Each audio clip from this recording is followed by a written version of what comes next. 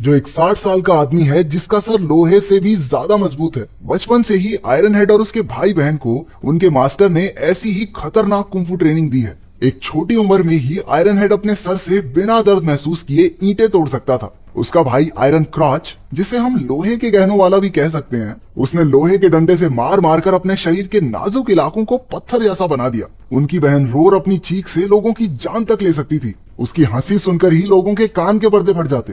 वो रोज कम से कम 5 क्लास तोड़कर अपने गले की ट्रेनिंग किया करती। उन तीनों को बचपन में तो अपनी काबिलियत के लिए खूब वाहवाही मिली, लेकिन जैसे जैसे वो बूढ़े होते गए लोगों ने उनमें दिलचस्पी लेना बंद कर दिया। वो तीनों लगभग पूरी जिंदगी बेरोजगार ही रहे, जिससे अब आयरन हेड के सर पर लाखों का कर्ज हो चुका था। उसका सर लोहे की चोट तो सह सकता था, लेकिन कर्ज की नहीं। एक दिन लोन वसूलने वाले उसके घर आ धमके और घर का सारा सामान उठाकर ले गए। उनके लीडर ने आयरन हेड के पुराने सर्टिफिकेट्स देखकर एक फालतू सी चीज पर अपनी पूरी जिंदगी झोंक देने के लिए उसका मजाक उड़ाया। अब वो अपनी जिंदगी से परेशान हो चुका था और उसे बदलना चाहता था। 60 साल की उम्र में वो नौकरी ढूंढने बाहर निकल गया। उसने सड़क पर कुछ छोटे मोटे गुंडों को आपस में पैसे बांटते देखा। इतने पैसे देखकर आयरन हेड हैरान रह गया और उसने भी उनके ग्रुप में शामिल होने की ठान ली। वो उनका पीछा करता हुआ उनके अड्डे तक जा पहुंचा। राइकर नाम का एक गुंडा उसे बाहर फेंकने ही वाला था कि उनके लीडर जाई ने उसे रोक दिया और कहा कि अंकल की बात सुन लेने दो भाई। लेकिन जब उसे पता चला कि ये 60 साल का बुढ़ा उनके ग्रुप में शामिल होना चाहता है, तो वो जोर जोर से हंसने लगा। आयरन हेड ने उनसे अपनी ताकत दिखाने का एक मौका मांगा, लेकिन उन्होंने उसे बाहर भगा दिया। रात को आयरन हेड की बेटी उससे मिलने आई, लेकिन वो एक खुददार आदमी था जो अपनी बेटी से पैसे नहीं लेना चाहता था। अगली सुबह उसने फिर से जाई के गुंडों को सड़क पर देखा। वो जानबूझकर उनकी गाड़ी के सामने कूद गया। उन गुंडों ने उसे उठाया और पुलिस के लफड़े से बचने के लिए सीधा अपने अड्डे पर ले गए। उसका जज्बा देखकर आखिरकार जाई भी उसे एक मौका देने के लिए तैयार हो गया, लेकिन अपनी काबिलियत साबित करने के लिए आयरन हेड को एक जिद्दी आदमी से पैसे वसूल करने होंगे। वो इस चुनौती को स्वीकार करके उस आदमी को ढूंढने निकल गया। वो एक बड़ा बिजनेसमैन था जो अपने क्लाइंट के साथ एक रेस्टोरेंट में बैठा था। पहले तो आयरन हेड ने उसे आराम से पैसे वापस देने को कहा, लेकिन उस आदमी ने उसकी एक न सुनी। इसके बाद आयरन हेड ने उसके खाने में थूक दिया। गुस्से में बिजनेसमैन ने उसके सर पर कांच की एक बोतल दे मारी, लेकिन पीछे हटने की बजाय आयरन हेड ने अपने ही सर पर वैसी 10-12 बोतलें और फोड़ डाली।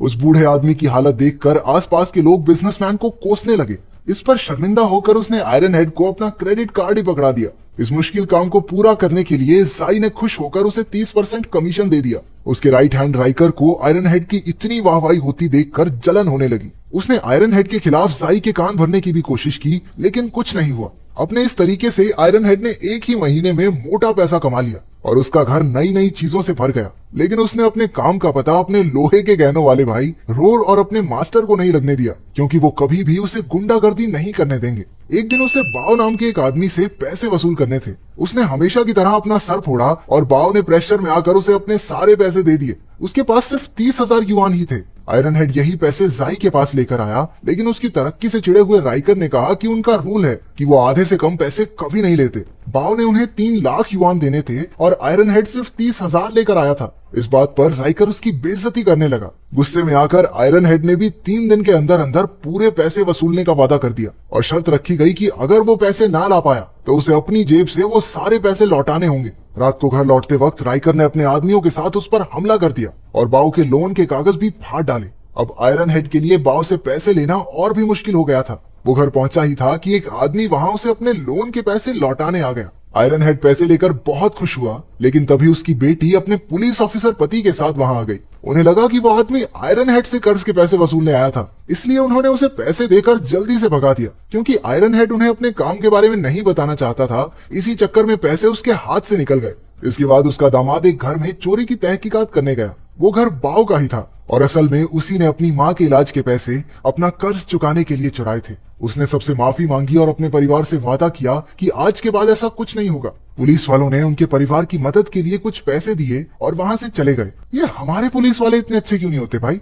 अगले दिन आयरन हेड फिर से बाव से पैसे वसूलने की कोशिश करने लगा।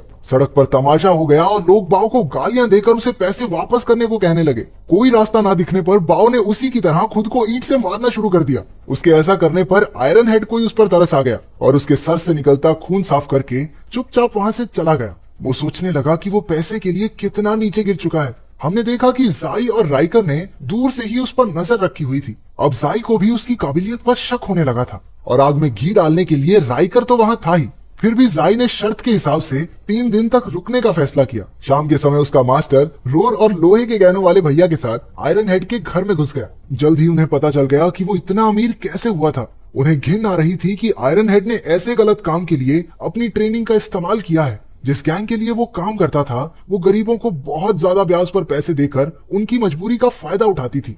आयरन हेड अब बेहद शर्मिंदा हो चुका था। वो चाहता था कि धरती उसे जिंदा निगल ले। उसने अपने कमाए हुए सारे पैसे टेबल पर रखकर कहा कि आज के बाद ऐसा कोई काम नहीं करेगा।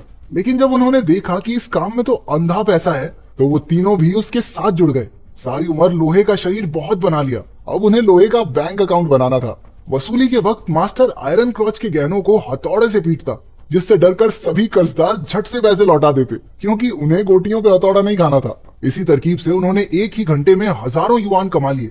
लेकिन बाओ अब भी बाकी था। उसने कहा कि उसके पास बिल्कुल पैसे नहीं है। लेकिन वो लोग कहने लगे कि घर तो है ना, बेच दे इसे, पर लोन के पैसे तो वापस करने पड़ेंगे। इस सब के बावजूद भी जब वो नहीं माना तो रोर ने उसके घर के बाहर पैसे लौटा दे, पैसे दे, पैसे पैसे दे, पैसे, ऐसा कुछ बोलना शुरू कर दिया। वो 2 दिन तक बिना रुके बोलती रही और आखिरकार तंग आकर उन्होंने घर बेचने का फैसला लिया। इसके बाद हमारी वसूली टीम सारे पैसे लेकर जाई के अड्डे पर पहुंची। पैसे देखकर जाई ने राइकर की बुरी तरह बेइज्जती करके आयरन हेड को अपना खास आदमी बना लिया। अगले 1 महीने तक वो सब ऐसे ही पैसों की वसूली करते रहे। उनकी आयरन क्रॉच के गहनों पर हथौड़े बेलने वाली तरकीब जादू की तरह काम करती, जिसे देखकर सब डर के मारे पैसे लौटा देते थे। उन्होंने खूब पैसे कमाकर ऐश की जिंदगी जीनी शुरू कर दी। अब तो वो बाकी गुंडों को भी ट्रेनिंग देने लगे ताकि वो भी उनकी तरह वसूली कर सकें। आयरन हेड ने अपने बर्थडे पर शानदार पार्टी रखी। तभी जाई ने सबको बताया कि गैंग का सबसे बड़ा बॉस यान शहर में आ चुका है। उसने आयरन हेड, जाई और बाकी गुंडों को अपनी कार में बुला के आगे का प्लान बताया। प्लान ये था कि अब वो लोग कॉलेज स्टूडेंट्स को भी लोन दिया करेंगे। यान उन बच्चों की मासूमियत का फायदा उठाना चाहता था। आयरन हेड को ये आइडिया बिल्कुल भी ठीक नहीं लगा, लेकिन वो बॉस के डर से चुप रहा। अगले दिन उन्हें कॉलेज की लड़की से वसूली करने जाना था। आयरन क्रॉच के गहने टूटते देख तो वो बहुत डर गई। जब आयरन हेड ने उन गुंडों को लड़की की मजबूरी का फायदा उठाते देखा तो उसे बहुत शर्मिंदगी महसूस हुई। इस बात को अपने दिमाग से निकालने के लिए वो अपने पोते के साथ कुछ समय बिताने चला गया। उनका पूरा परिवार एक क्रूज शिप पर 1 हफ्ता मजे मार के आया। उधर गुंडे उस कॉलेज की लड़की से कहने लगे, बस राइकर भैया के साथ एक रात गुजार लो, सारा लोन माफ। गैंग के एक मेंबर लिंग ने इसके खिलाफ आवाज उठाने की कोशिश की, लेकिन उसके बॉस ने उसे धमकाकर साइड कर दिया। उधर ट्रिप पर आयरन हेड और उसका परिवार एक बीच पर घूम रहे थे जब उन्होंने बाओ की माँ और उसकी बेटी को देखा। उनके पास अब रहने की कोई जगह नहीं थी। बच्ची ने अपने परिवार की इस हालत का जिम्मेदार आयरन हेड को बताया। इस बात पर आयरन हेड की नाती और उस लड़की में झड़प हो गई। उसके नाती ने गुस्से में भरकर एक कांच की बोतल लड़की की तरफ घुमाई, लेकिन इससे पहले कि वो बोतल उस लड़की को लगती, आयरन हेड ने अपना सर बीच में अड़ा दिया। आज पहली बार उसके सर से खून आया था। उसे समझ आया कि वो कितना बुरा काम कर रहा था।